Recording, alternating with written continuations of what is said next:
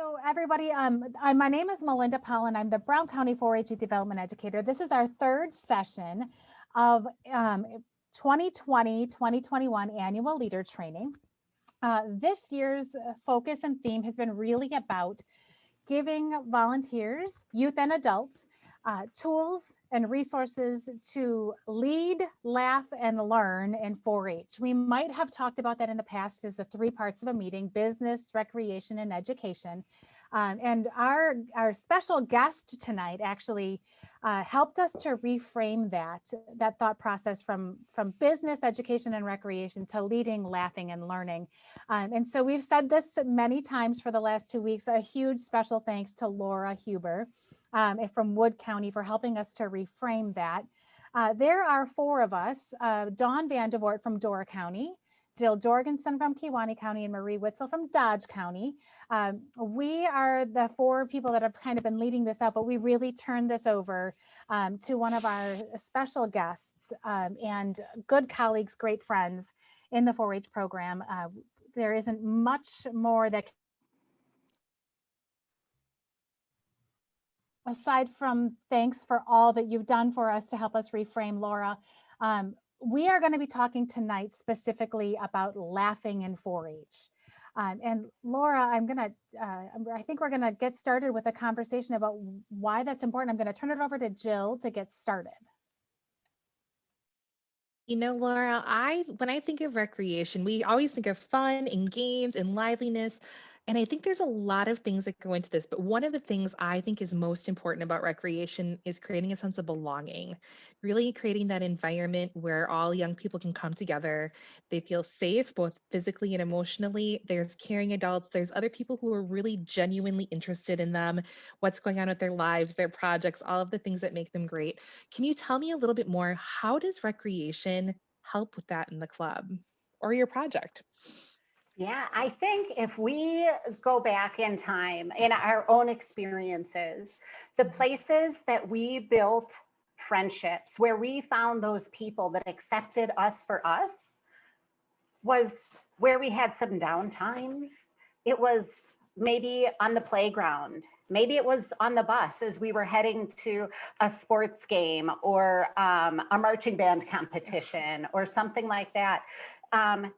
Time for young people to just kind of relax and be themselves and really get to know one another is so crucial for them and their development.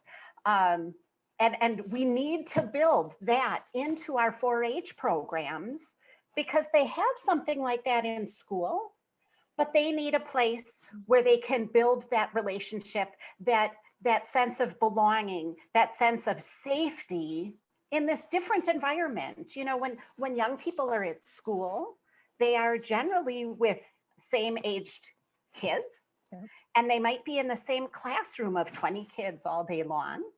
And 4-H is different, right? We pull kids from different schools. We have everyone from 5-year-old kindergarten all the way up to that year after high school.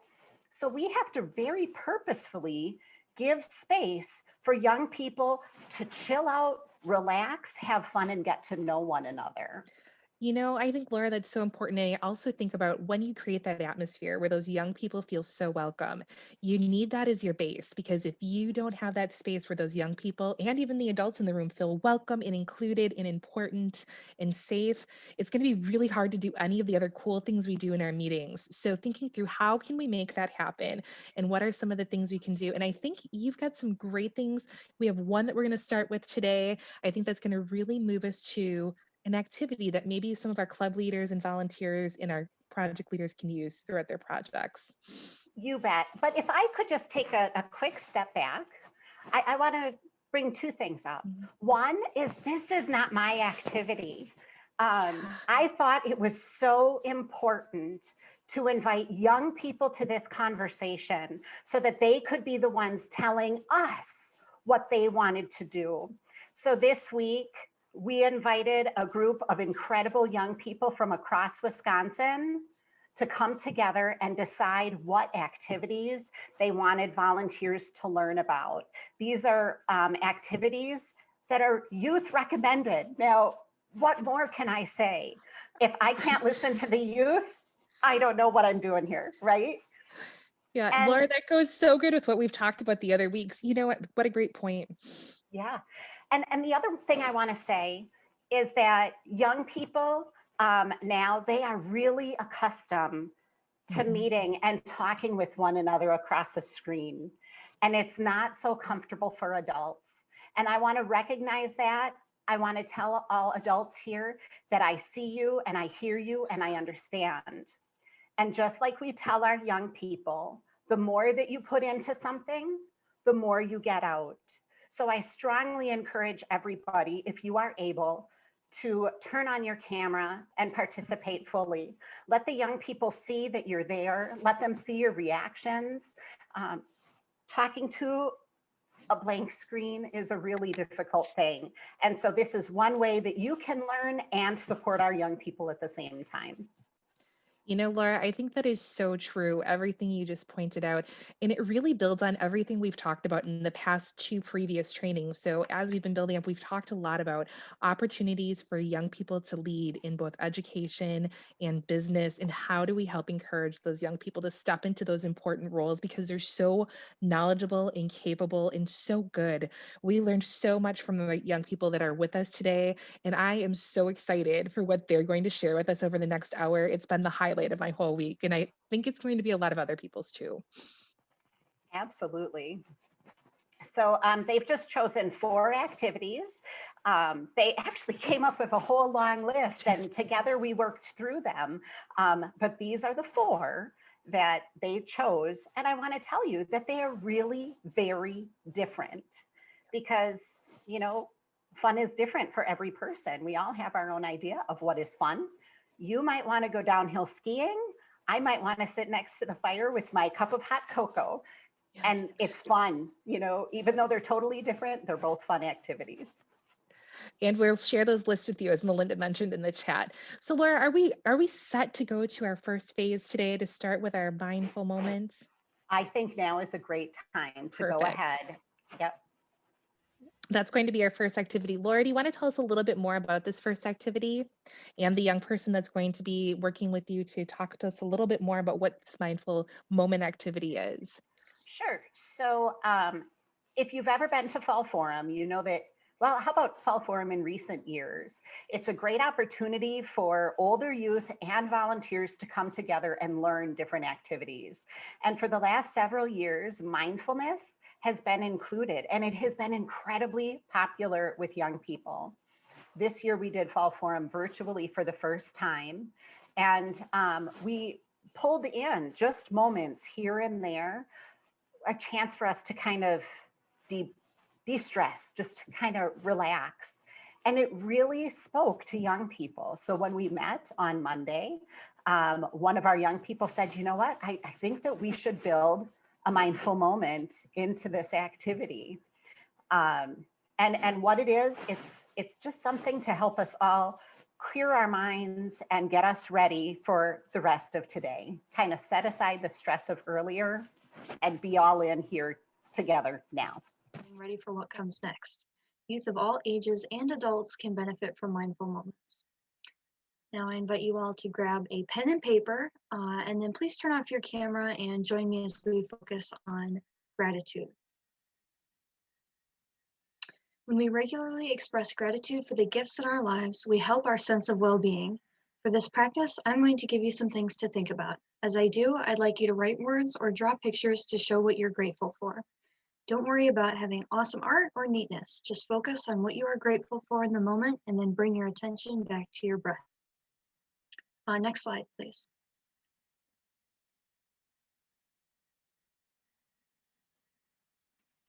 Start by drawing a circle. Then take a slow breath in, hold it for 3 seconds, and then slowly, slowly release the breath. Next slide, please. Take a moment to think about someone who made you feel loved or cared about today. It might be a person or a pet, someone you know well, or someone you hardly know at all. Maybe they did something for you or paid attention to you. It feels good to be noticed. Maybe you got a hug or a smile or a message that let you know they were thinking of you. Whatever it was, write their name or draw a quick picture of them at the top of the circle. Next slide, please. Next, think about someone who you may have helped to feel loved or cared about today. Again, it might be a person or a pet, someone you know well, or someone you hardly know at all. Maybe you did something for them or paid attention to them. Just like you, it feels good for them to feel noticed. Maybe you gave a hug or a smile or sent a message that let them know you were thinking of them. Whatever it was, write their name or draw a quick picture of them at the bottom of the circle. When we help others feel loved and cared for, it reminds us that we have something to give and that we're an important part of a huge web of life. Next slide, please. Now let's think about someplace we feel safe. Think of this idea of place broadly. It could be a physical location like an apartment or house or a bed or a beautiful spot in nature. Or it could be an emotional space like a family, a group of friends, or an online setting where we know we can ask questions or feel good about ourselves. It could even be a book or a movie or music or a hobby that helps us get away in our minds. However you choose to think of place, it should be a space that helps us feel comfortable and confident, protected from things that might hurt us, and supported in being who we are. Write a couple words or draw a picture of the place that makes you feel safe right now, and let yourself feel gratitude for having that place in your life. Next slide, please. Then let's think about all the many things we've experienced today, from the time you woke up to the present moment. What is one experience, large or small, that you feel grateful for right now? Write or draw a picture of that experience and let yourself feel grateful for it. Next slide, please. Next, think back to all of the emotions that have come and gone today. When we're practicing gratitude, we usually think of comfortable emotions like happiness, excitement, or love. We can also feel grateful for uncomfortable emotions, such as anger, fear, or frustration. When we recognize these emotions without staying stuck in them, they tell us a lot about what and who we care about. All our emotions remind us that we are alive and we can learn from them. They come and go from moment to moment. What is one emotion you had today that you feel grateful for? Write that down or draw a picture of it. Next slide, please. Our job in life is to grow as people. We can do that by learning new things. We can also relearn things we may have forgotten or unlearn old habits and ways of thinking that aren't helping us anymore. What is one thing that you learned, relearned, or unlearned today that you are grateful for? Write that down or draw a picture of it. Then take a moment to feel gratitude for it. Next slide, please. Finally, write your name or draw a quick picture of yourself in the middle of the circle. Then take a moment to give yourself some gratitude for being you, for being an important part of the world around you, for being here, wherever here is for you. As we let ourselves feel grateful for ourselves and all we're surrounded with, let's take a deep breath in, hold it for 3 seconds, and slowly release the breath. Again, a daily gratitude practice like this one can help our well-being and change the way we look at the world around us. Try it for 30 days and see what you notice. So is this something, when do you think I can do this during a meeting? Is this a beginning, an end, a middle, anytime? What do you think? And I think, Francis, do you want to go back and answer that again? Because you did such a good job. I love hearing from you. Oh, thank you so much. Actually, our personal club doesn't start meetings with activities, but we do them right in the middle. So I think that's a great time for our club to use mindful moments because we take a break right after old business and we sort of get everyone refocused and say, take a moment to catch your breath before we get ready for new business. You can use it at the beginning to, again, get everyone on the same page and ready. You can use it at the end to, especially gratitude practices really help me realize what I truly get out of 4-H or out of that meeting. You can really use them at any moment where you have a few extra seconds in your meeting. I love that. And I think that's such a good point, Francis. So anytime that you have a time for some reflection, you need that moment, you need to come back and center. What a great thing. Thank you so much. I think we're going to move on to our next activity because we've got 3 more fun ones and I want to make sure we get to them all tonight.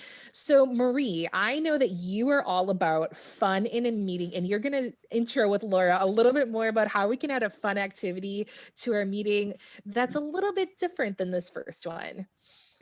2 things I wanted to mention before we head off to that, Laura. Give me 1 second.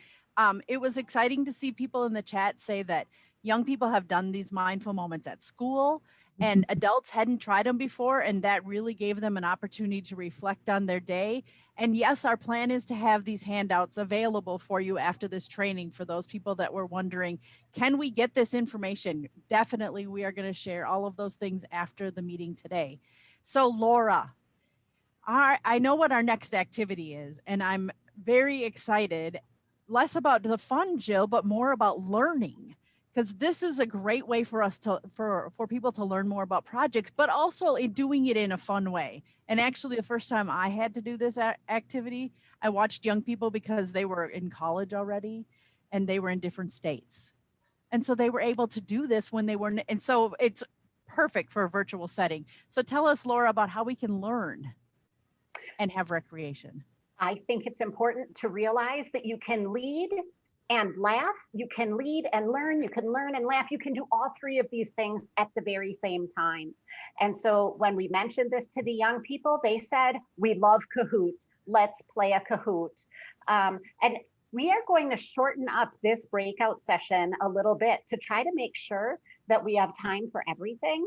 But you'll see that the Kahoot is fun, it's fast-paced, and you might need some learning time, adults. So this is a great one to reach out to the young people in your club to help lead. So if we want to go ahead to breakouts now, I think that would be great. So now we'll play Kahoot. Kahoot is an online game platform that many young people already know and love. It's a fun and fast-paced multiple choice game. You can customize a Kahoot to test project knowledge, or you can use a pre-made Kahoot to just have some fun. Either way, the place you start is at create.kahoot.it. This is in the resources list for you. You can do a lot with the free version, so you don't need to worry about buying a subscription. Kahoot will work best for youth in 3rd grade and up, but younger players can join in with someone to help them read the questions. It's easiest to play if you have a second device to work with, one to show the questions and the other to answer, but you could also flip between 2 browser tabs on your computer. So now, if you would bring up the screen. Okay, so let's play. To join the Kahoot, you go to kahoot.it and then enter the code that shows on the screen. Give you guys a couple minutes. Next, you'll be asked to enter a nickname. If you could enter your first name and an initial, that would be great. Or just your first name works too. Oh yeah, is that everyone? Yeah, I think so. Okay, now it's everyone, I think. You are not able to join the Kahoot. It's fun to answer the questions in the Zoom chat. We're not playing for prizes. So let's play this 5-question game.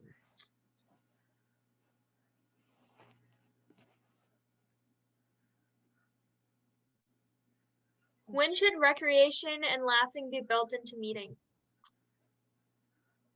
Beginning, at the end, in the middle, all 3. All 3. Next.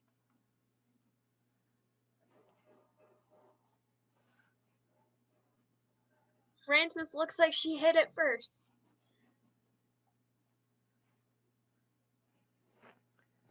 What is a 4-H slogan?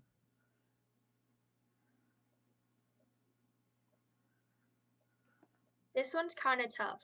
All of them are somewhere. I don't know which one's the slogan and which one's which. Ooh, now you have Nathan and Dawn moved up. True or false? Youth must be in 3rd grade to join 4-H.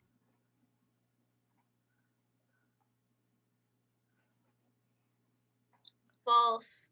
Pretty sure you just have to be in kindergarten, or maybe it's first grade. It's one of those two. It's not third grade. And Laura is up to the front. Wisconsin 4-H volunteers are blank. All of the above.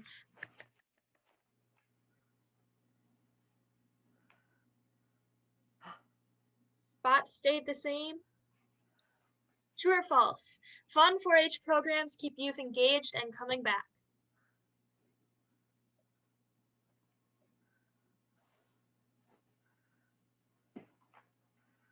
True. And let's see who's on the podium. Third place, we have Francis. Second, we have got Laura. First, spotlight dance. Dawn. Dawn won, woohoo. Okay. So great job for playing. Would you want to try Kahoot in your club? Ask an officer, a recreation leader, or even a project youth leader to create a game. They'll love the recognition, and giving a youth a role in a club activity is so important. It builds a sense of belonging while helping youth stretch their leadership muscles. So some examples, how could you use a Kahoot? Feel free to open up your microphone and talk or write thoughts in a chat. Francis? This year, state horseball and hippology is going to be completely online. So Kahoots are a really helpful way to practice that and learn more about horses and get points.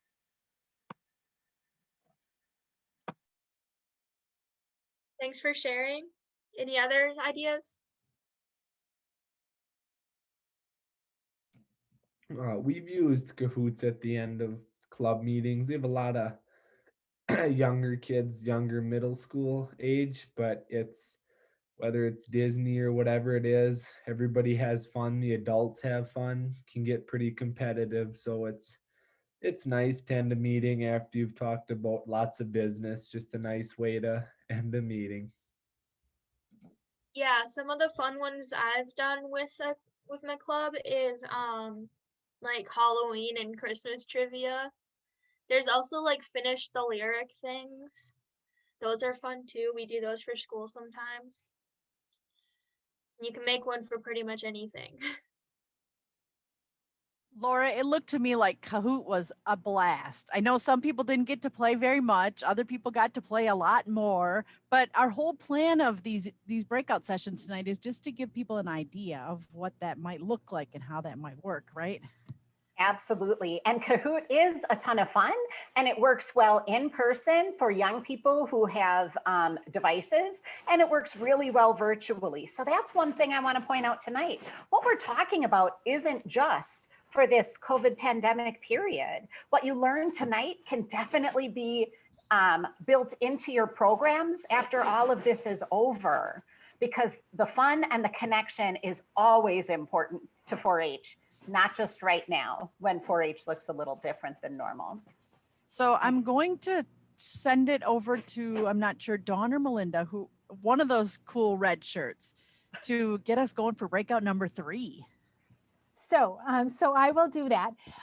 Then we want to, part of the reason we did this activity tonight was to give you guys just samples of activities and ways that you can try new things on. And I love the sign behind Laura's back that says, "Welcome friends, just try it." So we're here to try some other ways to connect with our clubs in virtual or in-person spaces, hybrid spaces. And so I think the next one that we're going to talk about is something that maybe some of us have done in person, but we can also do it in virtual spaces, and that's an escape room. So Laura, an escape room, tell me a little bit about what that is and how it could be used to support the laughing and the learning in 4-H. And I think the leading as well. When I think about escape rooms, I think about fun team building. And it also highlights the importance of all different people with all different skills, strengths, and talents. So an escape room is built up of all sorts of different puzzles, like there's clues hidden in all sorts of different ways. And a team has to come together to find the clues, figure out what they mean, and solve the puzzle. And they're timed generally. Some of you may have already done these in person because there are businesses in our communities that do this. We can buy games in the game department. And right now there's even free virtual ones out there. So we are going to be trying on one of those free virtual escape rooms tonight. The one caution I have is that once you have somebody who has participated in a given escape room, they know all the answers. So you're going to want to find a different escape room sometime later. And different escape rooms are appropriate for different ages. So do pay attention to that as well. Young people, as we switch you off into the breakout rooms, I encourage you to skip the beginning of the script and just go ahead into the play because we're kind of watching time, okay? Awesome. So we're going to put you back out into your breakout rooms. We'll talk a little bit about what we learned in it when we come back. So enjoy your breakout room. Good luck, everyone. So then our third activity we're going to do here is an escape room. We'll be doing this on a Google form. I mean, you can do it virtually or in person. It's been around for 10 to 15 years. I mean, it's a good activity to build teamwork among club members and just have some fun. So we'll get that pulled up now. And it'll be a Google form where it'll provide clues and images and things, and you'll have to answer questions based upon what you think is the correct answer. And I believe this one was created in Pennsylvania by the Peters Township Public Library. And so we'll go ahead to the bottom there and begin.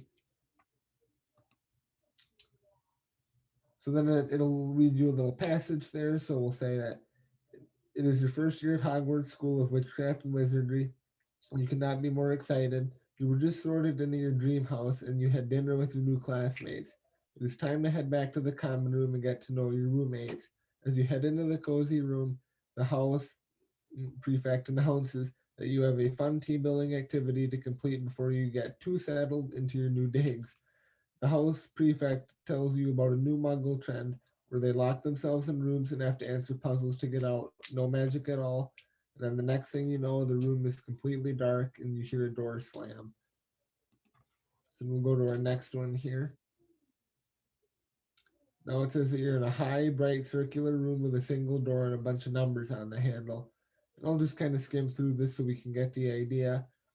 And so as you search for clues, all you notice is that there's a poster on the wall and a small wooden table in the middle of the room.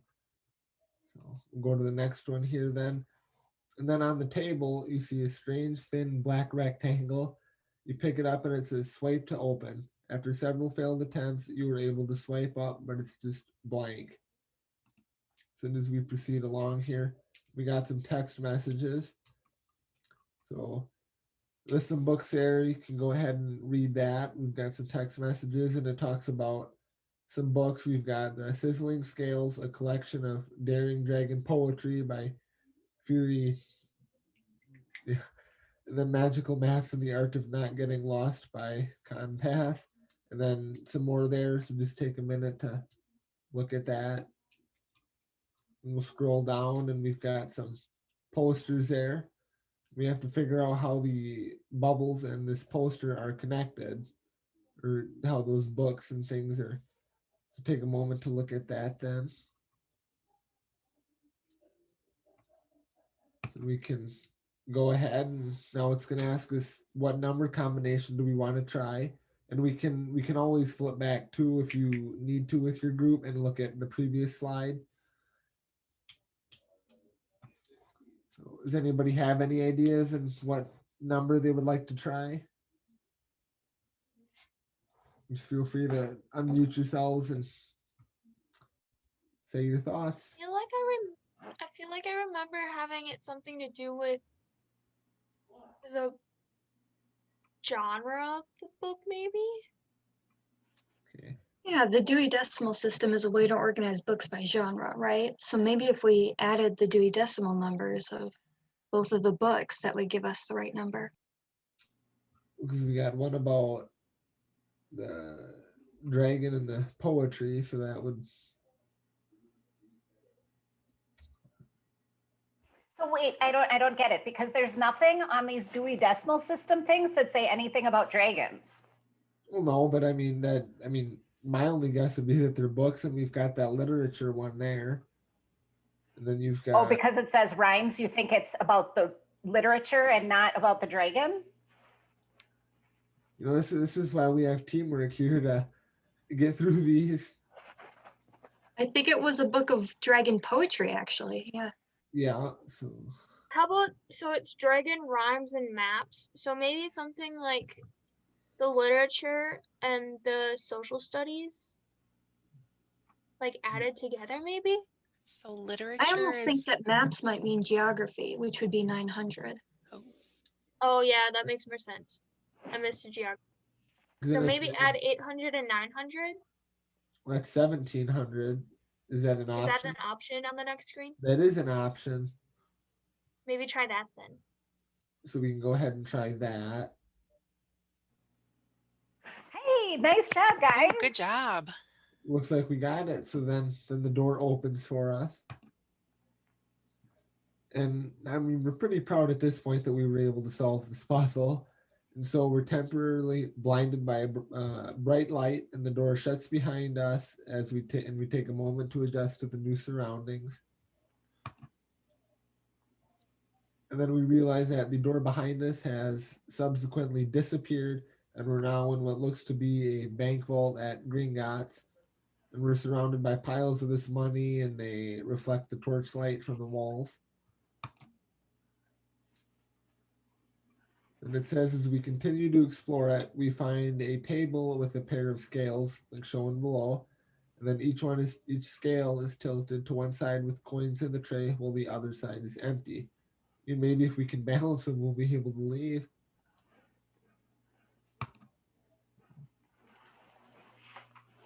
Then we take a moment to remind ourselves how many, you read that there. And then it says the first scale has 7 galleons in one of its trays, and how many sickles should you put to the other side to balance it and make them equal? I think it's got a link there. We open that up and we'll talk about. Laura, do you want me to just talk about that? Because I got it here. You pulled it up already? Yeah. Excellent. I'm just seeing a little tiny algebra equation, and I'm loving this one, but I don't know the exchange rate. So there are 17 sickles in a galleon, if I'm even pronouncing that right, and 29 nuts in a sickle, meaning there are 493 nuts in a galleon. So welcome to my Harry Potter nerd world. They're galleons, sickles, and canutes. That haven't read Harry Potter in a while, Laura, but we got 7. I would have thought it'd Matter be for the nuts. solution, but Canutes that's better, but it says you got 7 of those there, and there's 17 sickles in each one, so 17 times 7 is 119. So that would be my input there. should I go for it, guys? Good. Somebody have Yeah, to, I'd say go for it. Go for it. Okay. So then it says after a moment, when we do that, the room begins to rumble and we can feel the floor shaking, and then it stops. And then we decided to balance the next scale. So the second scale holds 2 galleon and 2 sickles in a tray. How many canutes should you place on the other tray to balance it? Well, if I go back here, we've got, so we want to put everything in terms of the canutes. So the 2 galleons there's 493 canutes in each one of those. So that's 984 if I'm correct, or 986 canutes in the 2 galleons. And then does anybody else have any other ideas here? no, that part made sense to me, but how many canutes were in a sickle? Well, if I look at that, there are 29 canutes in a sickle. And how many sickles did we have? 2. 2. So Mhm. 2 times 29 is 58 plus 986, which is 1,044. Is that an option? Are you doing this all off the top of your head? Of course, Laura. I ain't got a calculator here. Wow, I am impressed. That's amazing. You are faster than my finger typing into a calculator. Well, let's see if that's right. It is right. So then the floor begins shaking again, and a hole opens, swallowing us. So let's see where we end up. And then we land in desks in a classroom. The classroom doesn't look like any of the ones you saw on your tour. So you and your friends explore it, but only find locked doors, some papers, and a large desk with a strange lock on the drawer. The lock has arrows in 4 directions and a mechanism in the middle you can move. Your one friend recognizes it as a directional lock that only moves up, down, left, and right. And maybe the papers hold a clue on how to open it. So I don't know if you guys all just saw this, but Francis just shared in chat that if you wanted to do this in your club, it could be really fun to have club members take turns reading and see if they could do it in a British accent in honor of Harry Potter. I think that could be interesting. Oh, that'd be fun. Go for it, Laura. Francis. So how much more of this do you think is appropriate?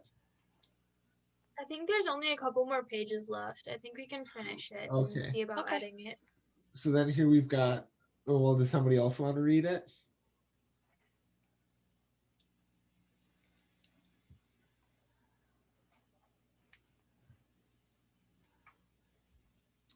I'll read it. I won't do a British accent because I feel like it's going to be terrible, but I'll read it. You and your friends take a moment to look through the papers you found. There seem to be several copies of the same 2 papers. A list of spells to study. Some of them are highlighted on there. And then wand motions with arrows. So then we got, wants us to, what direction should we open the lock based on the wand movements and the spells, which are clues. So anybody will take thoughts on that. I think we need to match up like the highlighted spells and then what direction the wand goes in with the spell on the spell chart. So the first one I think was stupefy, Mm-hmm. and that one ends in a right pointing, so maybe right first. So right first. Yeah, let's go up. Does Then we anybody- have Ascendio. Ascendio. Ascendio. Mhm.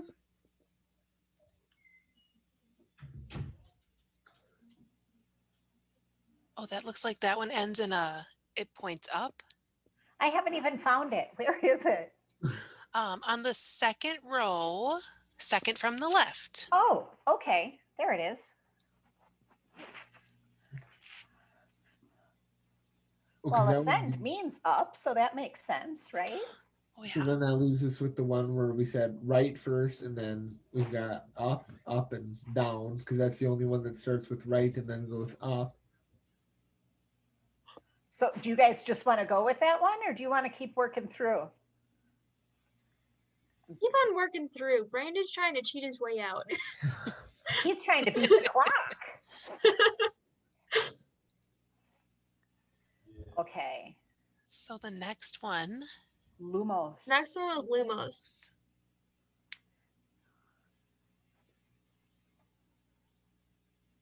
I don't see that one on here. It's third Oh, row. Lumos and Knox. There it is. I think it's the up one because and Knox would be the down. Mhm. Yeah, I'm thinking Brandon was right. We're just gonna try it. We'll go with that one. Live dangerously. Well, we pull down in the lock and it opens. So then we're able to open the drawer and there's a single book inside. So we all reach for it. We all want it. The book is a portkey, so now we know that's gonna probably take us somewhere. Oh, it's transported us in a dim room with a small cot. It feels very cold and damp, and we hear the lapping of water, and there are bars on one wall. We're in Could, Azkaban. hopefully this ends well here for us. And so we slide open the barred door and begin walking around the building. There are rows and levels of cells for prisoners, but you don't see any dementors. And as we make our way outside, you find the sign that tells you where you are. Not sure how we ended up in Alcatraz, but here we are. And so our roommate tells us that it's a famous smuggler prison in the United States that was supposed to be impossible to escape from, but now it's a park that people visit and tour during the day. Then we can see a boat leaving the small island. Must have been the last tour group for the day. So then we head back inside to explore and see what else we can find. And we find a large room and a sign that tells us this was the prison library when it held inmates a long time ago. And in it, we find empty bookshelves, a map, and papers with weather information on them. The weather papers list the highest and lowest record or recorded temperatures for each state in the U.S. Then we come across one locked area, another cell with combination or area with combination locks. So they're kept closed with the help of two locks that can only be opened with certain numbers and letters. One lock is red and the other is blue. And then as we notice that it grows darker outside, we see a blue glow coming from outside. Of course, we decide to check it out.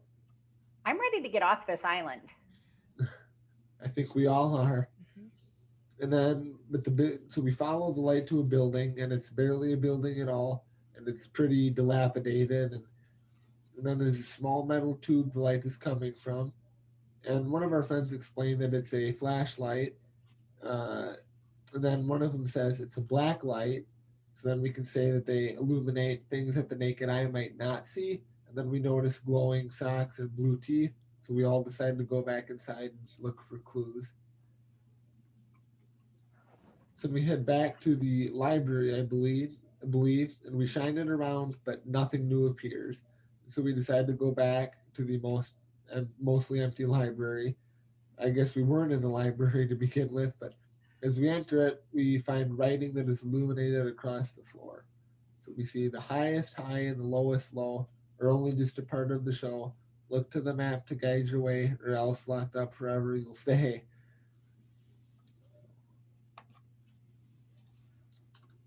So then we shine it over a map and two arrows appear.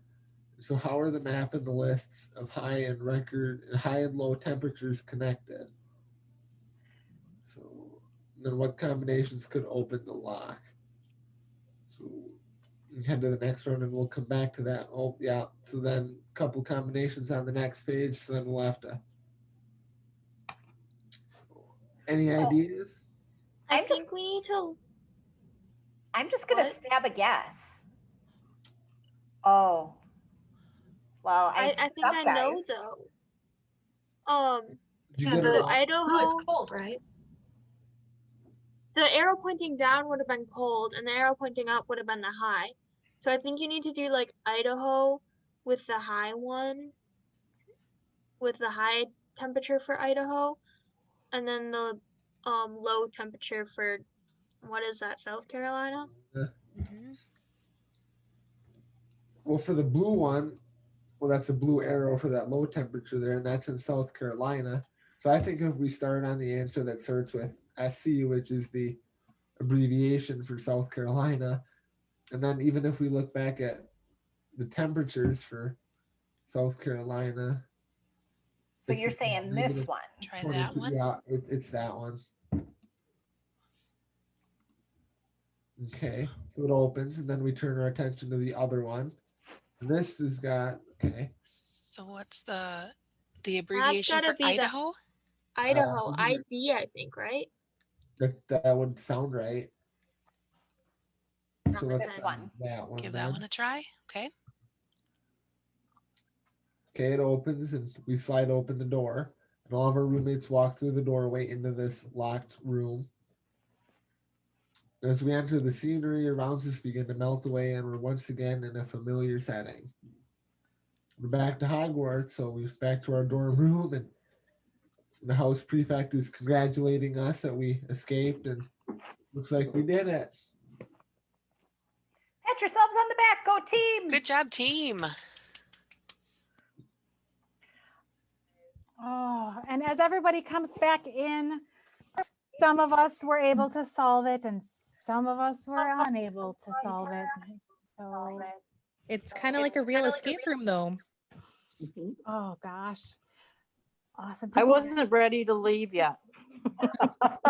I don't think a lot of us are ready to leave. And I think that is the beauty of doing these kinds of things. And so I'm really excited to come back to Laura and to Francis one more time as we talk this one through.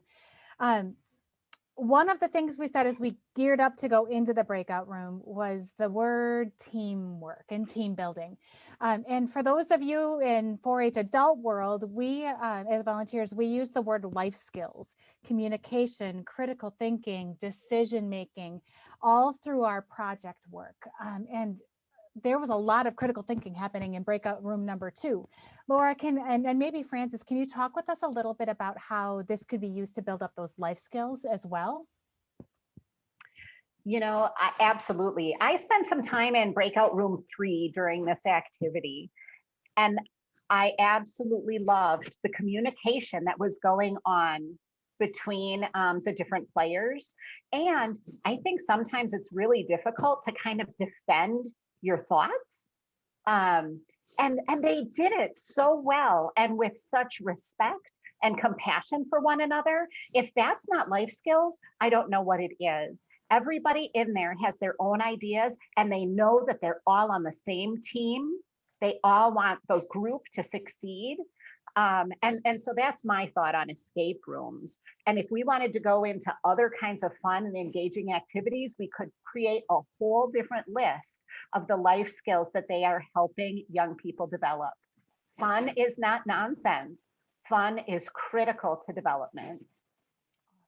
Well, and that leads so super well into the next section. I think Marie might have a question, and Dawn, then you can lead out our final activity. I did, Laura. There was a couple of people that asked in the chat. This was not an activity that any one of the group came up with. This was like a pre-planned escape room, right? And so they could get ones that were already done. Absolutely. And like there's all kinds of options. This one was created by a public library in Pennsylvania using a Google form. Anybody could create an escape room using a Google form. And that library has some other ones available. There's more out there if you search the web. But like I cautioned earlier, I would always double check to make sure they're age appropriate for the group you're working with. Awesome. Okay, so Dawn, over to you. Sounds great. So Laura, you said one of the last reasons why we absolutely need to include recreation, and it's the fun word. So why is having fun, it seems so easy and so common sense, but why is having fun such an awesome part of what we need to be doing? This is why we joined 4-H. For several years, I've been saying if our young people leave a meeting without having laughed, we've failed. They need fun. That's what they're coming for. They're coming for fun, for learning. And I think sometimes we make the mistake of thinking that serious is important and forgetting that laughter and learning is really what 4-Hers join this program for. So if you can make the kids laugh, you're going to bring them back the next time. And if they keep coming back, they're going to keep developing life skills. They're going to build their leadership potential. Like, I think that fun and laughter is the key to 4-H. Absolutely. And so we're going to share with you in the last breakout room. This was one of the youth who helped plan tonight. This was like their number one super fun activity. And if you ask a lot of the staff members, this is our number one super fun activity. So we are excited to have you experience this. It is the Wayne game, and some of you may have heard of it. And if not, there's a handout that we'll share with you. And I'll send everybody, oh, go ahead, I Laura. was going to say, and youth, again, what I would say is maybe a couple of comments about how the rules work, but then just get right into gameplay. Let everybody enjoy the fun of this program. All right, here we go, out to the breakout rooms. So our next game we're going to lead tonight, last game, is going to be the Wayne game. It's been a popular game at 4-H camp. Many young people probably know it, love it, and have played it before. And it's an online scavenger hunt. So when we get started, I'll go ahead and say an item. That item could be anything. And everybody on the Zoom will shut their camera off, go run around their house, get that item, bring it back, turn their camera on, show it to the camera, and whoever I see come back first can get double points, triple, however you want to do that. So you can all turn your cameras off, and I've got 5 items we'll go through here. All right, your first item to find would be a cell phone. Oh boy, that was close. Laura and Brandon came on with that pretty fast.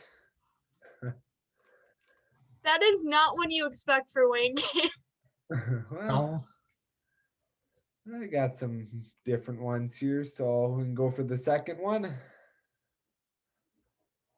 Find 47 cents exactly.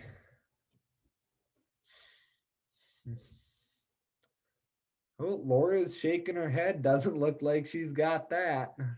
No money at the office. I'll keep an eye out for who comes on first, though, for you, Brandon. Or sorry, Nathan.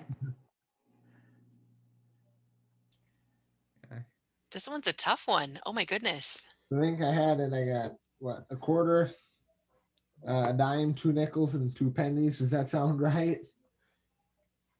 That sounds right. Need to show it so we have proof.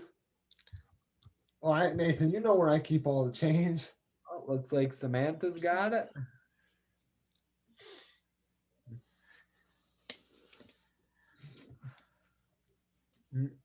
Nathan, are you keeping score? Am I keeping score? Who's keeping score? I really wasn't going to keep score for this. I mean, I can, so it would be, I don't know, do we need to take score for this necessarily? I might have gotten both my brother and sister now. No, I think that's something that a group could customize for themselves, right? So if they have prizes, they might want to keep score one way. If there's no prizes and it's just for fun, there's no need to keep score, but it's kind of fun to announce who the first people back are. Right, Yeah, everybody got a cell phone, but I think Laura got it first. And Brandon. So go 10 points if you bring it back first, 5 points if you manage to get it. Now, everybody find 47 cents. I know Laura didn't, Dawn didn't, Nope. Brandon did, and he was first, and then Samantha and Francis both came back with that. Okay, are we ready for our third one? Ready. Now go find something with the clover on it. Right here. Samantha wins that round. These are from all 4 of them. Still sitting here. Hey, I can't see myself. Can you see my bag? Ooh, nice tote bag. It's the only thing I can find.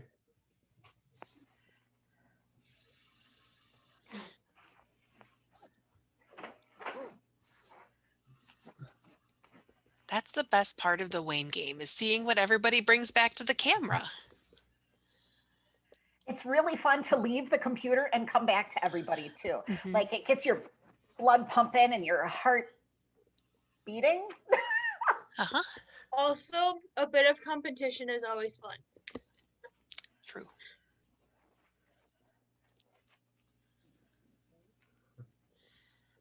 Still waiting on Francis to come back with something. Sorry, I'm zooming out of my basement. I don't think I'll get many of these. Oh. Gotta be somewhere in your house that gives easy access to everywhere. All right. Then I'll miss the next thing being announced. Next item would be book, any kind of book. Oh, You just bought like 3 different books. I got the one that. sitting right under the, I got the one sitting right under the laptop. I was waiting for I love that everybody, like, this was a super fast one. Go readers, go. Oh, Laura, this is the book that holds up my laptop higher. I have a Laura, who Lego came- box. Who came back with that first? Was that you or Samantha? I don't think know. it was me. I think it was us here. Technically. I'll give that to you, and it looks like everybody else had it. Yeah, and you know, All right, our last. I think now is a great time to mention too, that when you have several people in one house, yeah, like this is all supposed to be fun. So yes, let them all play together. Is there really a good reason why not to? I can speak from experience that sometimes it makes it more fun because then we're yelling at each other like, go get it.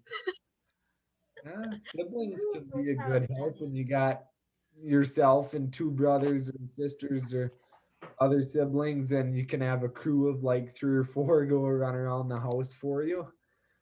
All right, our last item, unless we would like to do more. This is kind of unconventional, but come back to the computer with a spoon. Man. Oh, Well, Laura lucks out on this one. I've got one in my car. I usually have a spoon sitting here. Samantha has got it first. Oh my god. Oh, good job. Dawn lucked out on that one as well. Yeah. Brandon is back. Brandon's got one. Awesome. I will say I didn't even move for that one. And yeah. I sprinted.